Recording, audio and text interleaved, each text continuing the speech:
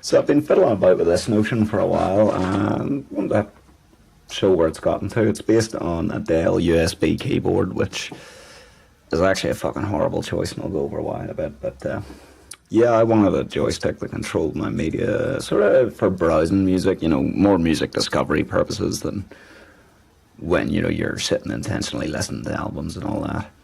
So it sends direct media keys to the computer from keyboard commands. I'll show that bit. It makes more sense whenever you see the back of it. But basically, yeah, play.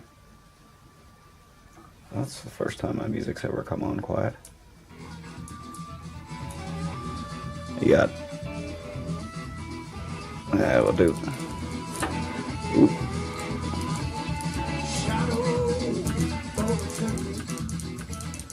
Volume. Back at the start. Next. Back. Next.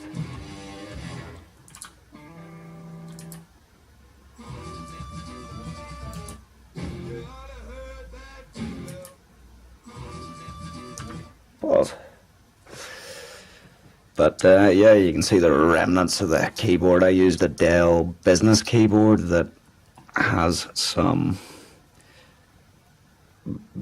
questionable choices, and you can see this fucker is just hot glued together. I'm reaching around my camera contraption. It's a ball clamp with the camera's clamped a 2-foot spirit level with a big roll of duct tape as a counterweight for the, them bar clamps. Yeah, that's what's holding the camera on, and then the whole thing's the ball vise for movement. I have a tripod somewhere. But yeah, the whole thing's sort of just in the hot glued bit of aluminium stage.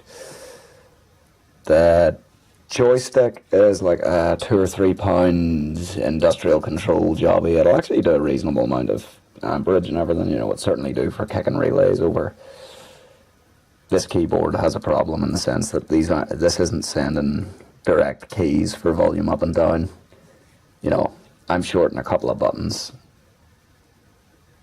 to make track select work, which is nice and easy. They are these here. There's play. I'm guessing that, yeah, that'll be forward and next. To the back of this board, the 3 pins for this rotary encoder. Oh, I'm out of frame.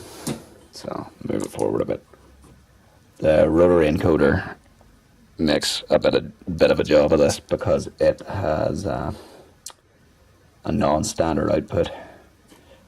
And the only reason I can make it work with this joystick is because, yeah, you can cheat to get your pulses. So this one is simply shorten second and third pin together, which is easy enough to deal with.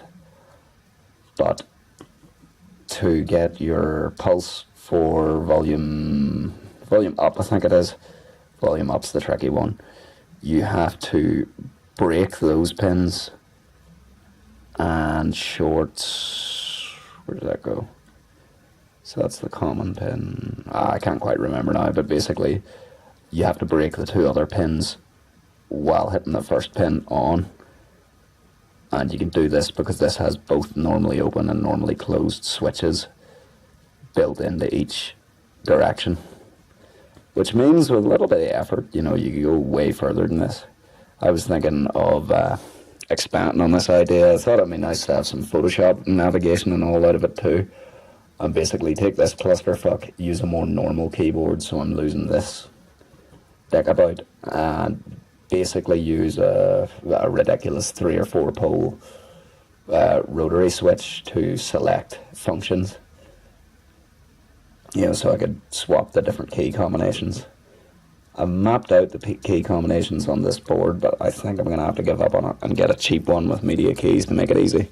The media keys are important because usually the function key combinations leads you to shorten too many wires together, on a membrane keyboard by the time you get down to it. You can work around it and all that. And the reason this isn't an Arduino, because there is one sitting somewhere around here, it's within 3 feet of it, is that Arduino, the one I have sitting there, only does Unicode keys, so it can't do media keys. And yeah, there's ways and means around that, but I wanted something, you know, I don't want this to be tied to this computer. It'll probably also get a copy and paste button at the request of my mate, who is begging me to build him a dedicated copy paste thing for some of the people in his work. That's literally just, you know, I'm thinking tab copy paste. You get the idea. They don't exactly do exciting work there. But yeah, other entertaining bit, I'm thinking a couple of big indicator lights, since I'll still have this functionality. That's caps lock coming on and off, and you know, big red light for caps lock. One thing I do like about the Dell one is I get a little USB 2 hub built into the side of this, so I don't know. It might stay for this one. You know, I might keep this as it is and just build an entirely new one. These little switches, so you can see that's just gobbed in with a shitload of glue because, you know, it's just to get it up and running, see if I like it type deal. But these little switches look lovely when they're mounted flush. And they were cheap. I think I paid $150 for 10 of these. Built-in LED. You can see they're short and... There's play pause. Oh, right, no, there's only 4 wires going in. That's grand. But yeah, media control playstick, or joystick. What did I do there? Oh, yeah, I gotta deal with that. For some reason, the Dell has an extra chassis ground. It's fine when it's on this, and I'm sort of keeping it because this would actually be a useful feature if I rig this up into a bigger little console that had VU meters in it. I'm thinking about moving the small VU meters into it and doing a whole different thing whenever I get the big ones. But yeah, media control.